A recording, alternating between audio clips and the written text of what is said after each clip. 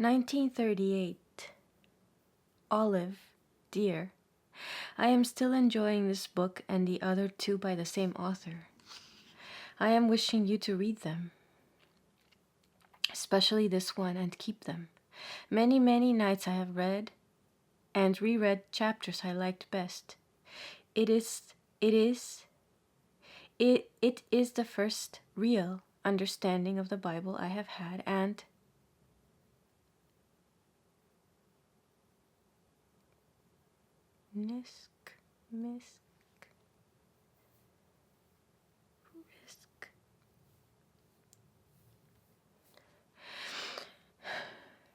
It is the first real understanding of the Bible I have had.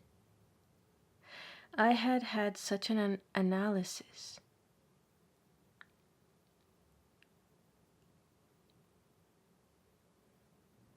or explanation years ago when I began groping to understand God.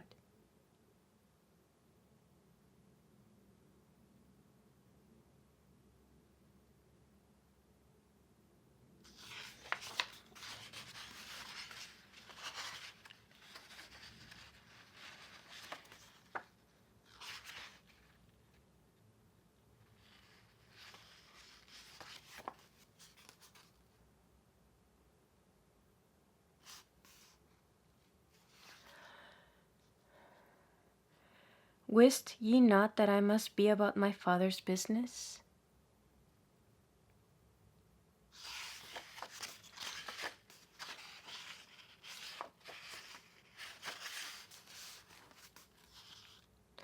The little boy's body sat bolt upright in the rough wooden chair, but his mind was very busy. This was his weekly hour of revolt. The kindly lady who could never seem to find her glasses would have been terribly shocked if she had known what was going on inside the little boy's mind.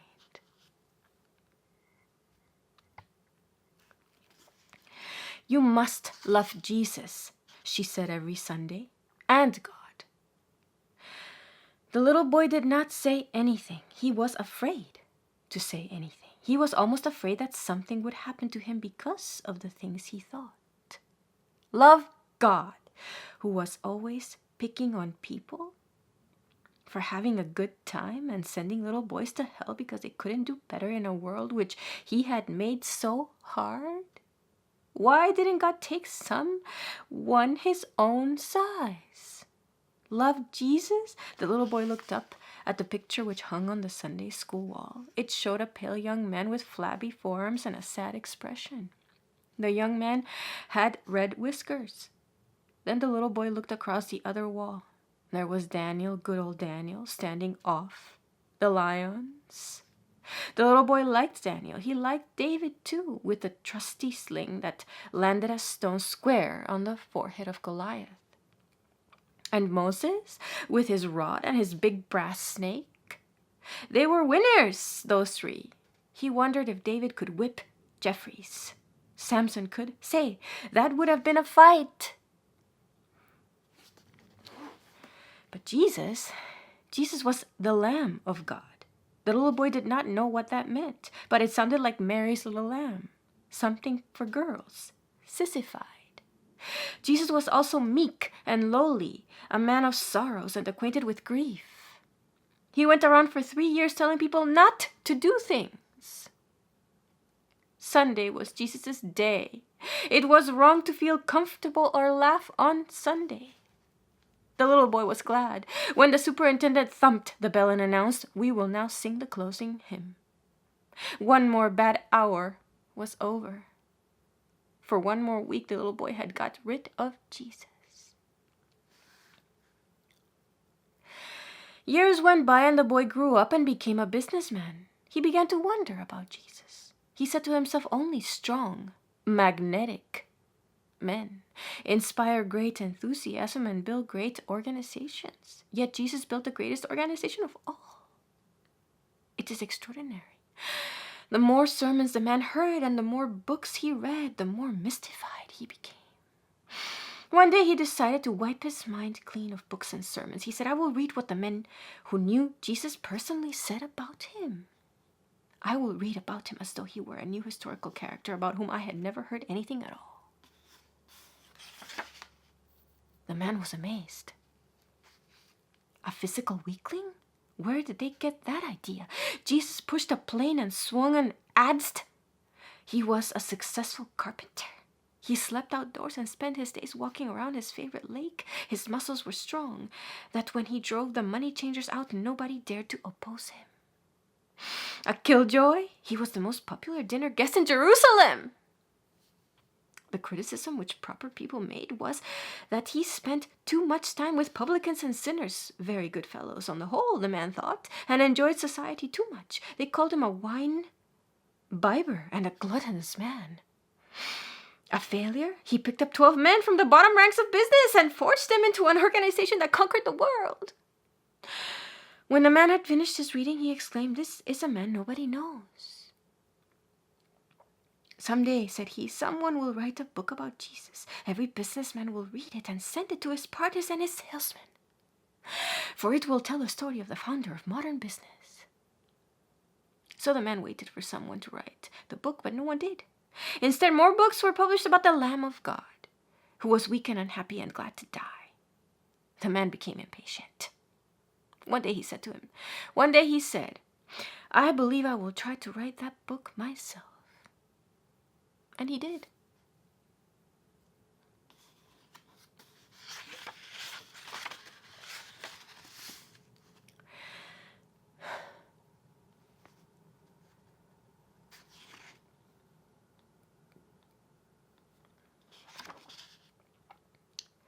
It was very late in the afternoon. If you would like to learn the measure of a man, that is the time of day to watch him. We are all half an inch taller in the morning than at night. It is fairly easy to take a large view of things when the mind is rested and the nerves are calm.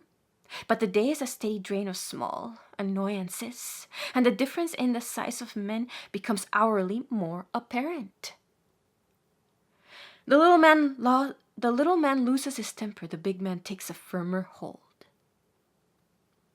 It was very late in the afternoon in Galilee. The dozen men who had walked all day over the dusty roads were hot and tired, and the sight of a village was very cheering as they looked down on it from the top of a little hill. Their leader, deciding that they had gone far enough, sent 2 members of the party ahead to arrange for accommodations, while he and the others sat down by the roadside to wait. After a bit, the messengers were seen returning, and even at a distance it was apparent that something unpleasant had occurred. Their cheeks were flushed, their voices angry, and as they came nearer, they quickened their pace, each wanting to be the first to explode the bad news. Breathlessly they told it. The people in the village had refused to receive them, had given them blunt notice to seek shelter somewhere else. The indignation of the messengers communicated itself to the others, who at first could hardly believe their ears. This backwoods village refused to entertain their master? It was unthinkable. He was a famous public character in that part of the world. He had healed sick people and given freely to the poor. In the capital, city crowds had followed him enthusiastically, so that even his disciples had become men of importance, looked up to and talked about. And now to have his country village denied, deny them admittance as its guests.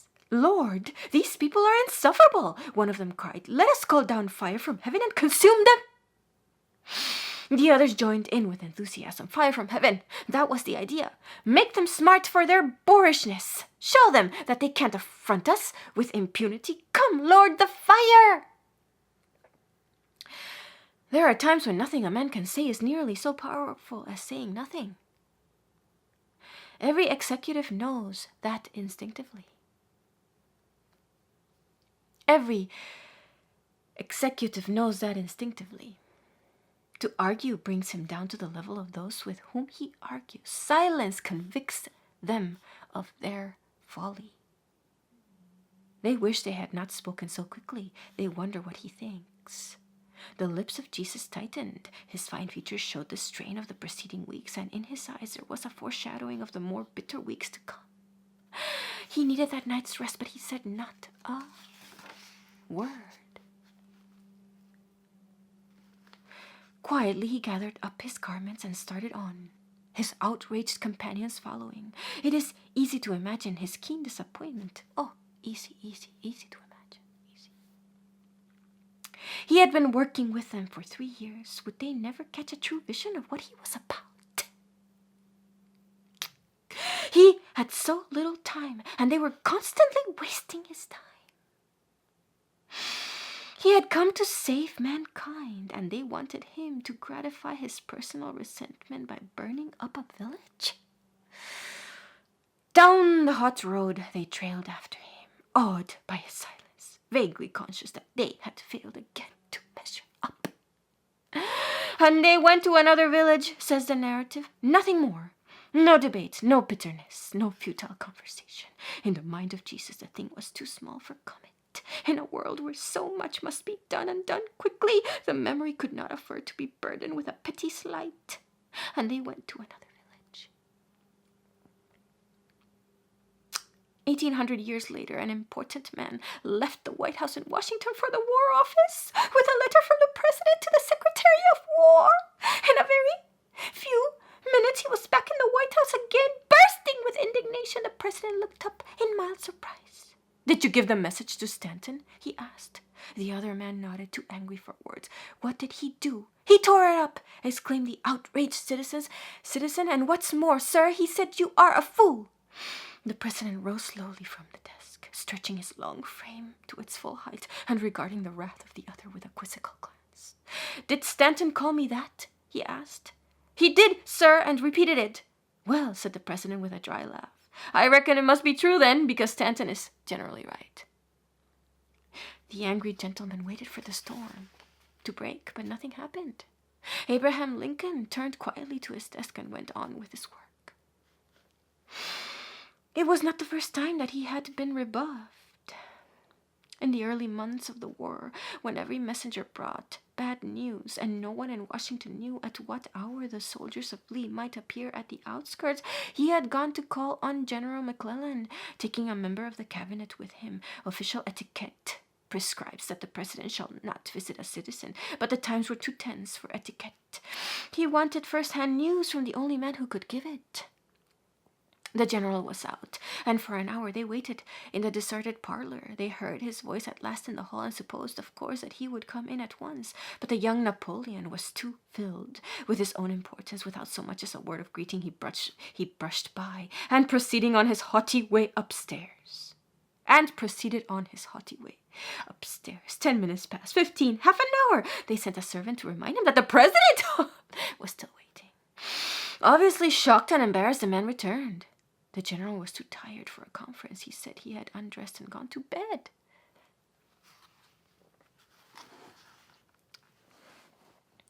Not to make a scene before the servants, the cabinet member restrained himself until they were on the sidewalk. Then he burst forth, demanding that this conceited upstart be removed instantly from command.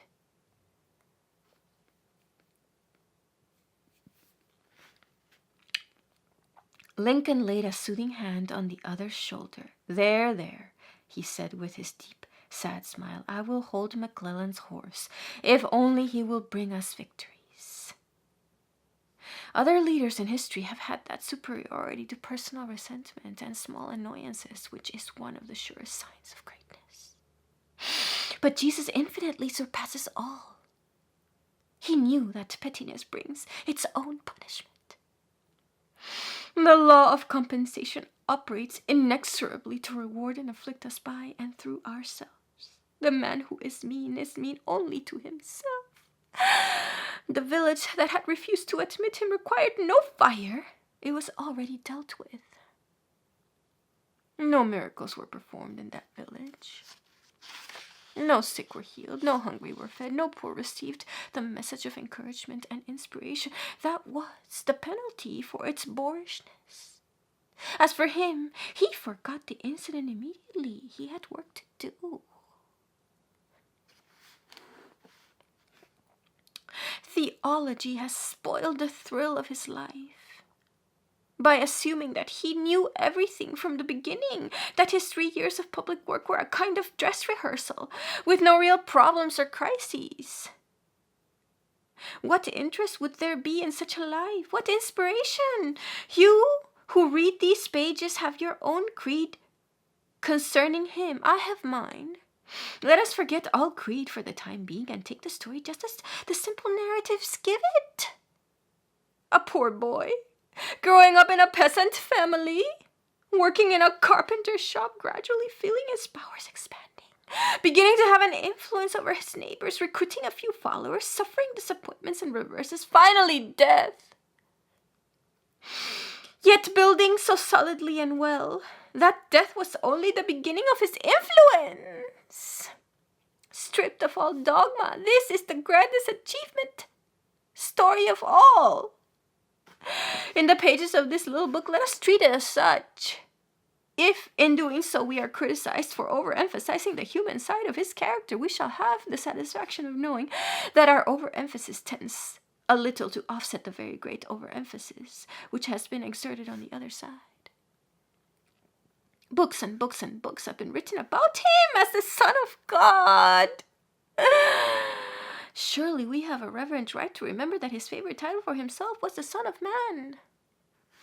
Nazareth, where he grew up, was a little town in an outlying province, in the fashionable circles of Jerusalem. It was quite the thing to make fun of. Nazareth, its crudities of custom and speech, its simplicity of manner. Can any good thing come out of Nazareth? They asked, derisively, when the report spread that a new prophet had arisen in that country town. The question was regarded as a complete rebuttal of his pretensions. The Galileans were quite conscious of the city folks' contempt, but they bore it lightly. Life was a cheerful and easygoing affair for them.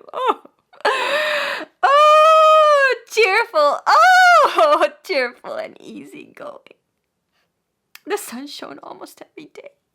The land was fruitful. To make a living was nothing much to worry about. There was plenty of time to visit. Families went on picnics in Nazareth, as elsewhere in the world. Young people walked together in the moonlight and fell in love. In the spring, boys laughed boisterously at their games and got into trouble with their pranks. And Jesus, the boy who worked in the carpenter's shop, was a leader among them. Later on, we shall refer again to those boyhood experiences, noting how they contributed to the vigorous physique which carried him triumphantly through his work. We are quite unmindful of chronology in writing this little book. We are not bound by the familiar outline, which begins with the song of the angels at Bethlehem and ends with the weeping of the women at the cross. We shall thread our way back and forth through the rich variety of his life, picking up this incident and that bit of conversation, this dramatic contact and that audacious decision, and bringing them together as best to illustrate our purpose. For that purpose is to write a biography, but for that purpose is not to write a biography, but to paint a portrait. So in this first chapter, we pass quickly over 30 years of his life, noting only that somewhere,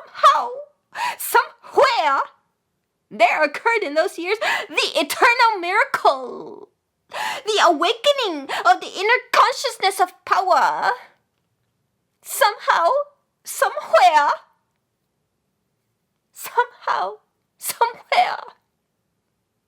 the eternal miracle.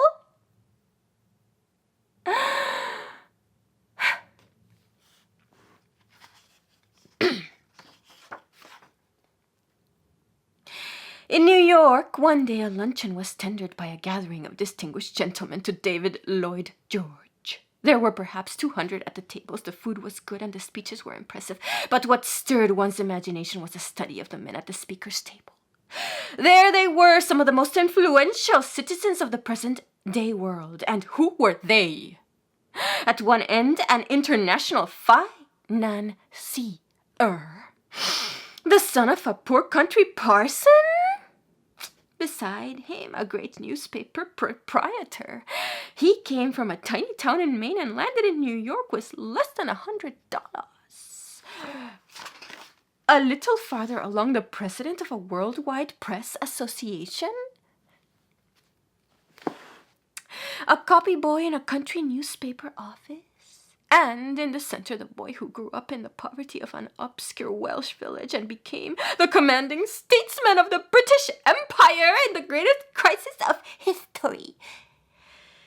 When and how and where did the eternal miracle occur in the lives of those men? When and how? when and how? At what hour? In the morning, in the afternoon, in the long quiet evenings, did the audacious thought enter the mind of each of them that he was larger than the limits of a country town, that his life might be bigger than his father's? When did the thought come to Jesus? When? Was it one morning when he stood at the carpenter's bench, the sun streaming across the hills? Was it late in the night, after the family had retired, and he had slipped out to walk and wander under the stars? Nobody knows, nobody knows, nobody knows, nobody knows. All we can be sure of is this, that the consciousness of his divinity must have come to him in a time of solitude, of awe in the presence of nature. The Western Hemisphere has been fertile in material progress, but the great religions have all come out of the East. The deserts are a symbol of the infinite. The vast spaces that divide men from the stars fill the human soul with wonder. Somewhere, at some unforgettable hour, the daring filled his heart.